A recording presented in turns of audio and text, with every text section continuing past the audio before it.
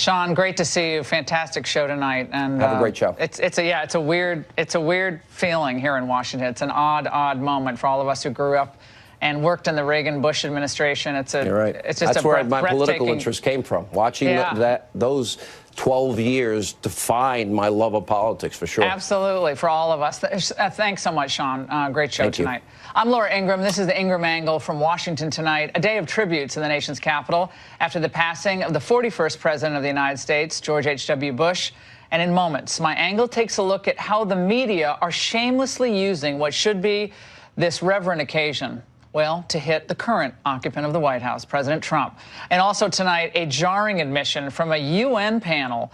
Could criticizing mass migration actually become a criminal offense? A story you will need to see to believe. Plus, President Trump and Rudy Giuliani are opening new lines of attack on how Bob Mueller's team is conducting their witness interviews. With no collusion in sight, has the special counsel actually crossed the Rubicon here? We're going to examine that. But first, honoring Bush by bashing Trump. That's the focus of tonight's angle. When a former president passes away, it's appropriate to celebrate his life, his achievements, and to remind the public of his record and his legacy. Sadly, though, with the death of George H.W. Bush, some in the media and politicians from both parties are abusing this moment to trash instead the sitting president. Now, as the Bush motorcade was making its way to the Capitol for the last time, MSNBC's Nicole Wallace, a former Bush aide herself, could not restrain herself. I think what everyone's getting at is that under Donald Trump, the office of the presidency has been debased in a way that is unimaginable for people who served every past president. I think what's lost in this moment is our reverence and our dependence and the way we need and rely upon the elegance and the traditions of the presidency. Let's get this straight. She's talking about reverence, and she's trashing the current president as the motorcade is inching its way up Capitol Hill. And then there was this gem from earlier in the day. Let's see what happens at Wednesday's memorial service. My prediction is that Trump fakes more respect for families whose unprecedented history of public service has repeatedly belittled. Then he goes back to making a mockery of the very office George Bush and this nation long revered. Well, think about it this way. President Bush was a man who loved his country, loved his family, his faith, and his friends. He was a war hero and a dedicated public servant throughout most of his life. So are these folks really honoring that legacy and his innate sense of decency and kindness by slashing the man who entered the White House 25 years after him? Look, even if you don't care for President Trump, even if you just hate President Trump, try showing just a little bit of class and decorum, as Bush 41 would have. The hits on Trump, subtle and not subtle at all, have been interwoven throughout the commentary and the coverage. They both believe that the presidency is bigger than themselves, which is not something that this president always adheres to. What George Herbert Walker Bush is being remembered for this week isn't a tweet or isn't a press release or nothing much more than his fundamental character. I do not know how it's going to work when Donald Trump is an ex-president and theoretically a member of this club. I really think it's going to change because I don't think these men who share something in common really share that in common with Donald Trump. At some point, you don't even know what to say to these people. That was Ron Klain, by the way. They lack all sense of decency.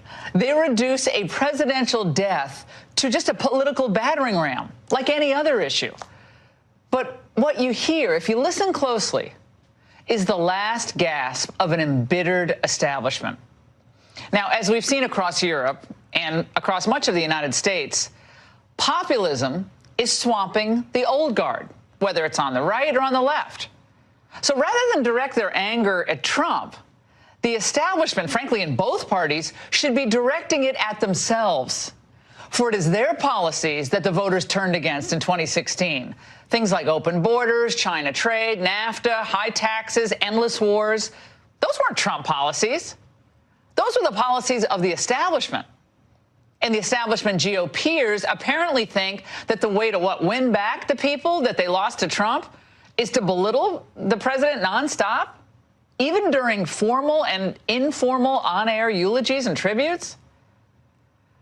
At a time like this, when a father, a grandfather, a great-grandfather, and a former president has died, we should be bigger than the petty politics of the moment. I think we should be capable of uniting as Americans in celebrating the best of George H.W. Bush without resorting to the same old usual political snark and calumny. And isn't that what President Bush would have wanted? And that's the angle. Joining me now, we have an amazing panel. Former governor of Arkansas and Fox News contributor Mike Huckabee, presidential historian, Reagan biographer Craig Shirley, and former White House counsel to George H.W. Bush, Ambassador C. Boyden Gray. All of you, it is great to have you. I know former President Bush would have loved the fact that we're all getting together to talk about this moment and his legacy and honor him for who he was, his patriotism, his love of country, his deep sense of public service. Craig, I want to start with you. Wouldn't Bush, I mean, you knew him. I knew him not as well as Boyden. I want to hear from Boyden on this. But we grew up in the Reagan Revolution. Sure. I worked for President Reagan, Reagan Bush. I mean, we worked there. If it weren't for Reagan Bush, I wouldn't be here. Wouldn't be doing this. Neither would I. None of us would be here doing this. Right. It'd be a different world. Yeah, so a different world. But I have to believe that the man he was wouldn't have loved a lot of the stuff he's hearing. You know, what's amazing is that you know, when Eisenhower was in office, they derided Eisenhower as they couldn't read if his lips were chapped. Then he becomes a battering ram to be used by the establishment against conservatives. Richard Nixon was cited the other day, I saw on MSNBC, as an exemplary president. I remember how they treated Richard Nixon in office. Gerald Ford was mocked when he was in the White House, and then they made him an exemplary figure. They like presidents Republican presidents who no longer have power. They bashed the heck out of George Bush when he was in office. Annoyed the bumper sticker in 92. Annoyed the media. Vote for Bush. We're going to get to that. Yeah, in a second. yeah. In '88, he had famous dust-ups with the media. He banned Newsweek from his campaign plane because they produced that awful cover. You never know this. We're going to get to the media angle on this, but now I have to say, Boyden, as the White House counsel, you knew the Bushes so well. When I first met you, I mean, it was just at the end of the Bush era in 1992. It was a heartbreaking loss. But listening to Bill Kristol, for instance, today, he tried to capture what he thought were the big conflicts of the moment. Again, at a time where it's just great to honor who Bush was. Let's watch. There were Reagan Republicans and Bush Republicans, George W. Bush Republicans and McCain Republicans. But what strikes me compared to today is what they all have in common, and that the Reagan Republicans and the Bush Republicans and the McCain Republicans, some were a little more conservative than others. They had different views on some issues, but they all respected the country, respected the institutions, tried to live up to what they thought was a pretty impressive history and a pretty impressive future for this country. And that is, unfortunately, I believe, a contrast with the Donald Trump's Republican Party. I kind of agreed with everything up until the very last end, minute. Boyden, your sense about just how rank the abuse of this moment is, just to, again, as Craig said, bash Trump. It doesn't make any sense, and he wouldn't have done this. That is, 41 wouldn't have. And two of Trump's greatest achievements, deregulation and judges, were right out of the Bush playbook. So I don't understand why Kristol would turn what was actually a pretty good recital into a negative in the last two sentences. Yeah. Doesn't make any sense. Governor Huckabee, like all of us sitting here who owe so much to the Reagan-Bush legacy, to see, the family gathered, this is a moment of mourning, and it's a moment of reflection on a life well lived. Policy debates, they're important. Craig writes about them. I speak about them. But at this moment, it's about this incredible man. I mean, what an amazing family this was. I mean, they were well-to-do, but they never lost that kind of innate sense of love of country and love of family and their faith, which is being underplayed by some today, conveniently. You know, if I'm going to get a lesson in how to deal with a death and how to do it with class and dignity. I'm not going to look to Mika Brzezinski. I'm not going to look to Nicole Wallace or Bill Kristol. I'm going to look to President George H.W. Bush, who, even though he was not real fond of the 45th president and thought that some of his ways were not his, but he intentionally made sure that this president would be invited to be a part of the funeral service. Laura, that's class. That's dignity. That's the President Bush that we loved and considered to be a great statesman, who loved his country more than he disliked anybody. And I think he gave us the template for how to handle these kind of moments. And we ought to be taking our lessons from the man that we're honoring, whose casket lies in state at the Capitol right now. Yeah, I always get such a lump in my throat when you see the casket being walked up the steps, and it's sad that these are the types of moments that are required to get us to stop for a moment, or should stop for a moment. Like, we're Americans. We want to be successful and free and independent. We have incredible history, incredible founding documents, but it shouldn't be just these moments. And I want to talk to all of you for a moment about the recasting of the historical narrative. Craig, we talked about this a little bit on the radio this morning. Right. Some of the more absurd moments of the past 24 hours came when the rabidly anti-Trump press, again, tried to piggyback on the death of an American patriot to defend their own reputations. He understood that the press wasn't the enemy of the people, and even said, basically, at the end of the day, we're all in this together, and I will be here for you just like I know you would be here for me. What a remarkable difference between 1988 and 2018. I think was a mark of that sense of respect, as I say, that was very, very noticeable then and is virtually absent. Well, Frank, now. you know, he had good relations with the media. He called us the media. He invited us to White House dinners occasionally. He kept up with this. I was just reading Maureen Dowd. I love Maureen Dowd. All right. This rank revisionism is stunning, and they regularly spewed bile against George H.W. Bush. Boyden, you worked in the White House. I was here as a young Reagan staffer. They were trashing him. And Maureen Dowd, by the way, who's lionizing him today, I mean, and she's a very, I love her writing. I've got to say, it's really fun. She used to call her, like, just belittle the Bushes, like what they watched, what they listened to for music. I was reading a column from May 1st, 1990. But she called him the gracious cruise director of international politics. She lampooned him for patting Barbara on the derriere during the Dukakis campaign. That's just the nice stuff she said about him. As for his great relationship with the press, as we alluded to earlier, look at this 1987 Newsweek cover. Bush considered it the cheapest shot of his political career. Check it out. Well, you could read it. It's like referring to him as the wimp factor. Or how about this great relationship with Dan Rather during a 1988 interview? Well, Dan, let's be careful here because you're... Yes, sir, I want you to be careful, Mr. Vice President. Then how do you explain that you can't remember it and the other people at the meeting say he was apoplectic? I wasn't there at that point.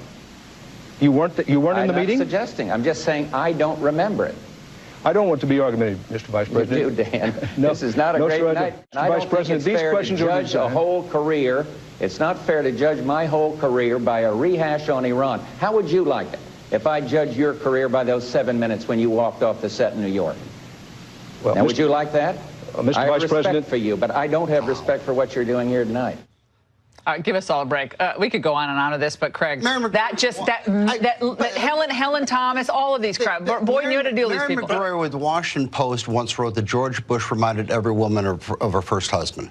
I mean, the media was vicious to him in the 80 campaign. He got in a very contentious argument with a group of reporters because they charged he wasn't tough enough to be president. This man was a war hero. He set out in the wilds of Texas to create a business. Of course he was tough enough. And he got really angry with them. He says, you know, none of you ever had to watch a child die. I did. This idea that he wasn't tough enough to be president was just nonsense. But the media, the wimp factor, which was written by Evan Thomas, who was the original red diaper baby, because his parents are both well-known rich limousine liberals, is that they viciously attacked him all during his presidential career. I'm going to tweet this column after the show, or maybe during the commercial break. Bush's taste down home to less so. Ridiculing the Bushes more. I'm just reading this one piece because it captures everything that the elites think, and they were the elite. I mean, Bushes were the elites. So this was the media elites trashing Bush because he was a Republican, Boyden. Well, I knew that he was going to win the election with that Dan Rather thing. I happened to be in the White House and stayed, couldn't leave for 3 hours because of the phone response. They loved it. And to think that he was a wimp or something like that when he took on Dan Rather, that was one of the high points of his campaign, and I think won the election. But Boyden, you were there, Craig was there, I was there. This was nonstop combat. People have this, looking back, oh, Reagan was an avuncular man. Reagan was so nice and optimistic. Trump is so mean. Bush was tough when he needed to be. They're different personalities, different world experiences. So what? It's okay. The author, Evan Thomas, the Newsweek was banned from the campaign. Banned from Air Force One. Mike Huckabee. Jamie Gangel, who interviewed the Bushes many times. Remember, everyone has to remember, Bush did not vote for Donald Trump. Called him a blowhard, according to, it says, I didn't like Trump, but I know he's a blowhard, et cetera. So Bush didn't like Trump. That's fine. I mean, I disagree with him, but it's fine. Jamie Gangel spoke today on CNN about whether the Bush funeral and the memory of George H.W. Bush will necessarily alter the way Donald Trump speaks, like that he should have different policies, I guess, because George H.W. Bush has passed away. And I want to play this exchange for you, Governor, and have you react on the other side. Let's watch.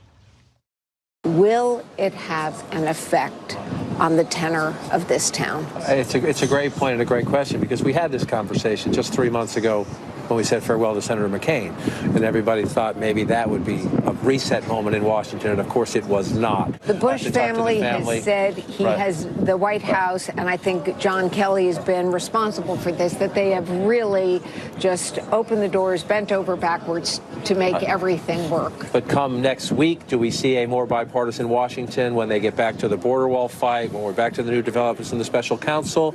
I would not bet on it. Okay, so, Governor, Trump should give up the wall because George H.W. Bush died. That's the argument they're actually making on CNN. Sophistry. I know. Every president has his own personality. They have their own focus. And, the media, in what you've just played, has reminded us why most of Americans absolutely don't trust them and hold them in contempt. And every president has their contentious relationship with the press. This one that we have now is probably maybe has the most contentious relationship, but it's in large measure because the press absolutely refuses to be journalists, and they just want to be opinion mongers. And it's unfortunate that taking what ought to be the celebration of a great patriot, a great statesman, a great selfless servant of this nation, and instead of focusing upon his qualities, they're trying to focus on what they perceive to be as the lack of qualities in Donald Trump, the very qualities that many Americans, frankly, believe to be the reason he's president right now. 7%, Craig, of the media, 7% voted for George H.W. Bush in 1982. Boyden's listening and goes, wait a second, was it that many? Yeah, 7%? right. No, did anyone? Like no one in the They didn't act like it, did they? So again, I guess they had a lot of writers at National Review that year. Oh, exactly. But they embrace a Republican in death, but don't treat them fairly in life.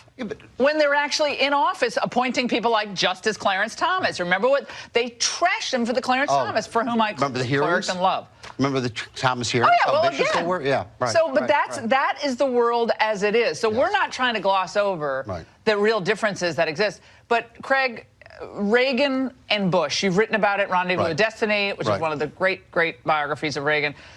Tell us a little bit about that. It was very contentious. They didn't get along. That during the 80 primaries, Boyden was there. It was heated. It was argumentative. They were from two cultural different universes. Is that one was more moderate, the other was more conservative. It was a marriage of convenience at the Detroit Convention.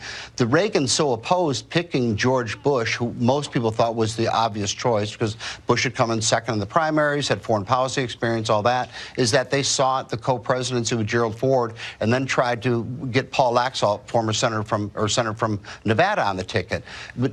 So they very much resisted the idea of picking George Bush. But they ended up having 8 years in the White House and Boyden. It was a great partnership. Very good. So it ended up being a really good a pick in the end. But that's politics. That's politics. Sure. It's a trade-off, right, Boyd? Yeah, absolutely. It was a great choice.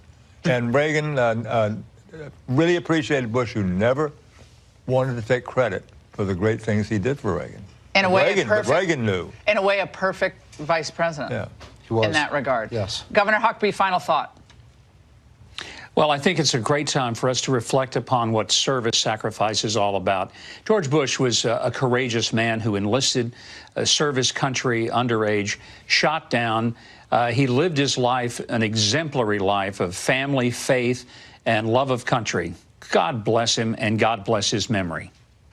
And we should pray tonight for his family and all those who are grieving and mourning, and for our country. Learn something going forward about, you can disagree, but at these moments, it's time to be Americans and stand for all the goodness in his life. Great panel. Thank you so much. And President Trump and his attorney, Rudy Giuliani, ramping up their attacks on the special counsel.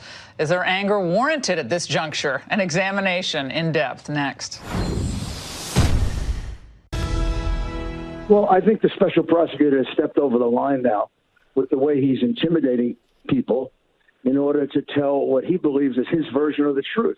An ethical prosecutor would stop this and pursue some other line of inquiry with other people.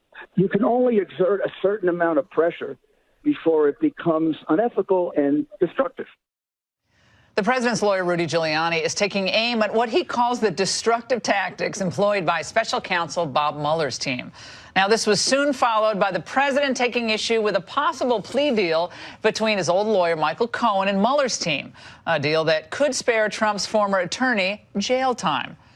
You mean he can do all of the terrible, unrelated to Trump things having to do with fraud, big loans, taxes, et cetera, and not serve a long prison term? He lied for this outcome and should, in my opinion, serve a full and complete sentence. Throw away the key. Joining me now is John Sale, former Watergate prosecutor Matt Schlapp, chairman of the American Conservative Union in Byron, New York, chief political correspondent at the Washington Examiner and a Fox News contributor. All right, John, let me start with you. Is there a method to this madness now being employed by the president and Giuliani? They're kind of tag teaming on Mueller. What's the theory, strategy, point of that?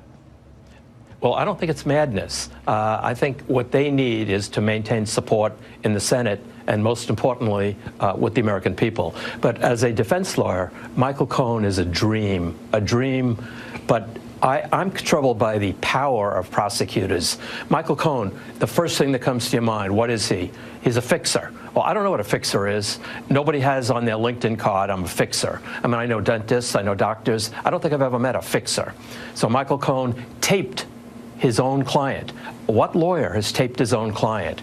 A judge found probable cause to authorize searches of Michael Cohen's residence, his hotel, his office.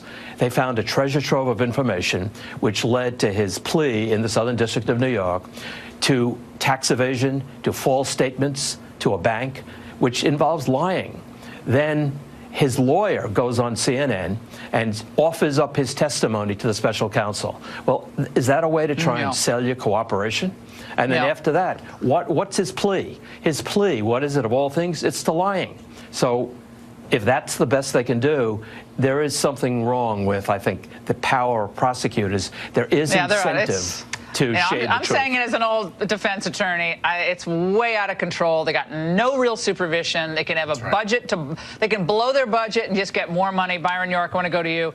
Michael Isikoff, Yahoo News, said tonight, the special counsel Bob Mueller's prosecutors have told defense lawyers in recent weeks that they're tying up loose ends in their investigation, providing the clearest clues yet that the long-running probe into Russia's interference in the campaign may be coming to its climax potentially in the next few weeks, right before Christmas. Yes, I mean, now that has been a question recently. When we heard about Mueller talking to this whole Jerome Corsi stuff and Roger Stone stuff, and then wrapping up Michael Cohen, what's going on?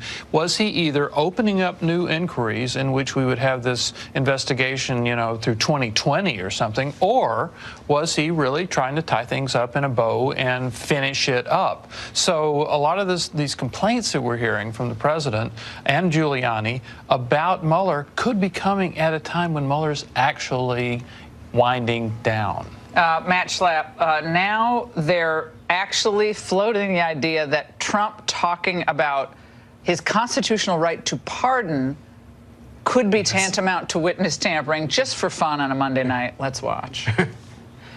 In the middle of an active investigation, President Trump praises Roger Stone for not testifying against him. Is this witness tampering? That is what some lawyers would suggest. Cite 18 U.S.C. 1512. That are laws against witness tampering. He is right on the edge of witness tampering. Federal law makes it a crime to do anything to dissuade or try to postpone or delay someone's testimony. Can I just try to explain something here, which is everybody involved in this investigation, if you're Mike Flynn, if you're Paul Manafort, any of these names you just mentioned, they all know that there's a chance of a presidential pardon. And they all know the president has already used his pardon powers, you know, I wouldn't say aggressively, but robustly. So they all know this is at play. So why is Michael Cohen doing what he's doing? He's a no-down dirty dog. They have everything on him they could possibly want. He was looking at, you know, basically life in prison. Now it's down to about 60 months. Because he has a corrupt he wants that wiped out altogether.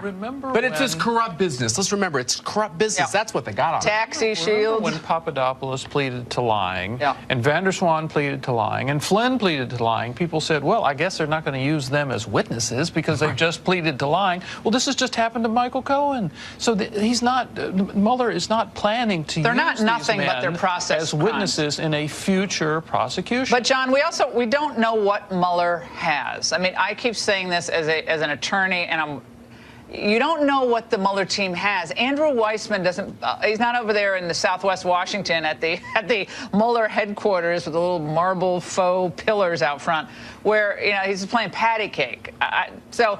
There's something that we're not seeing that they're holding back. I'm not saying it's, the big kahuna here, but there's something else that's going on, because otherwise the week that they wrote this editorial today, they said the following: the special counsel has taken his attention away from diplomacy and other ordinary business of the presidency. Mueller has failed to deliver the goods, not simply because there are no goods to deliver, but because delivering them is not the point. The point is to hurt Trump.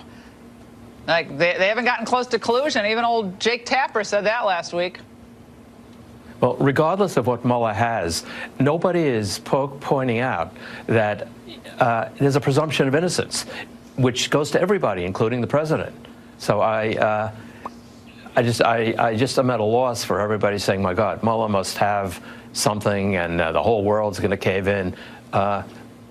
Whatever Mueller has. There's some tricks up their sleeves. I don't think this is just going to be some tepid report that says, well, they could have just used some better judgment, Byron York, where it's like the appearance of impropriety.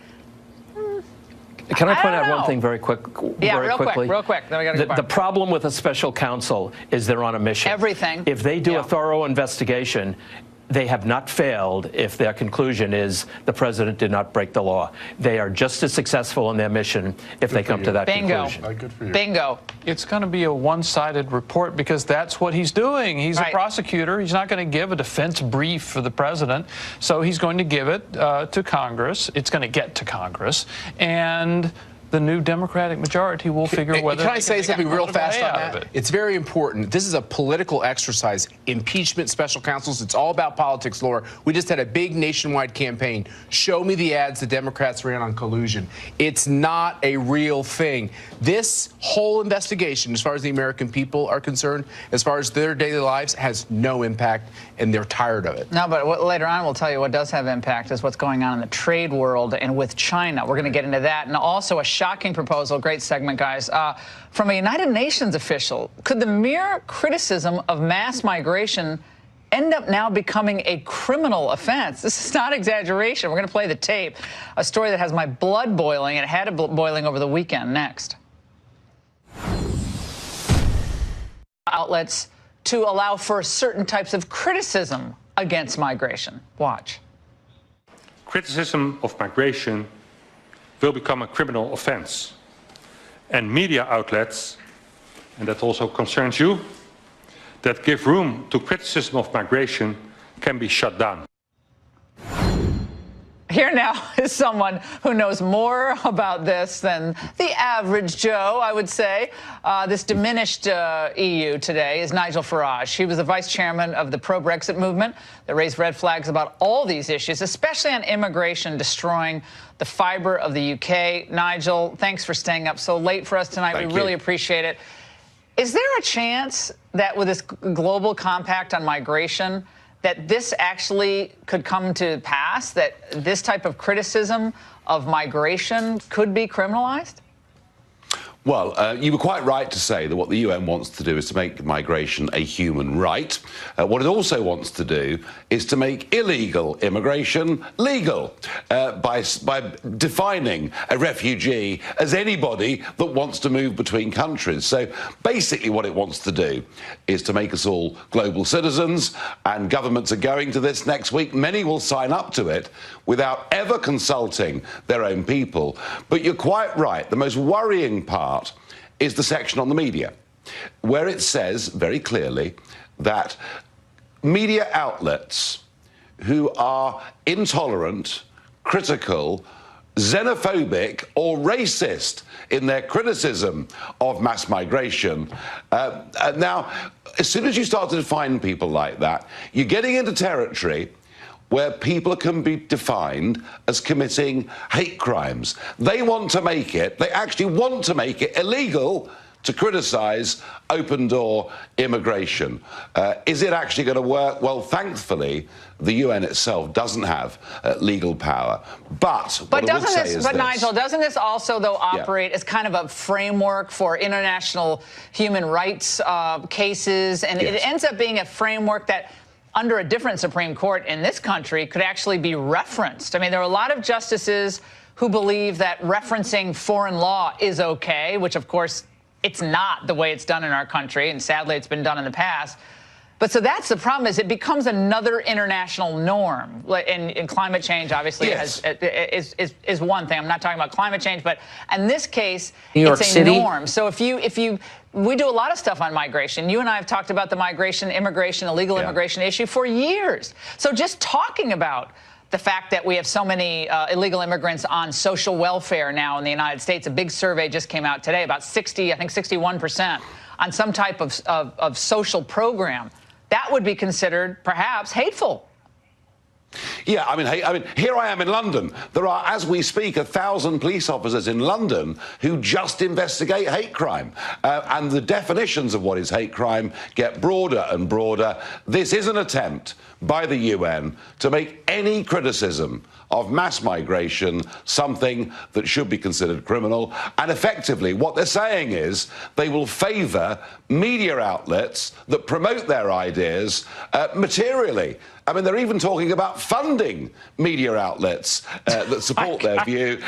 No, I'm being serious, and believe me, I've seen this myself in Brussels, because the European Union, that is the sort of prototype for the globalists, and the European Commission actually give money to media organisations that promote their views and increasingly demonise those that take a different point of view. And you're right, the International Criminal Court, areas like that can start to make judgments in these areas that will, you're quite right, be referenced by national courts. And they also, they marginalize voices. You see this happening on social media. It's happened on Twitter, obviously on Facebook, YouTube channels. They're making judgment calls on who is and who is not part of the acceptable club. Nigel, I want to play a soundbite from the Grande Dame of migration, which is Angela Merkel, of course. This is just from about a week and a half or so ago. Let's watch. Der Pakt für Migration genauso wie der Pakt für Flüchtlinge ist der richtige Antwortversuch. Wir stehen ja am Anfang. Globale Probleme auch international und miteinander zu lösen. Well, you're on satellite, so unless your German is really good, I'll tell you that it was basically just, this is a right.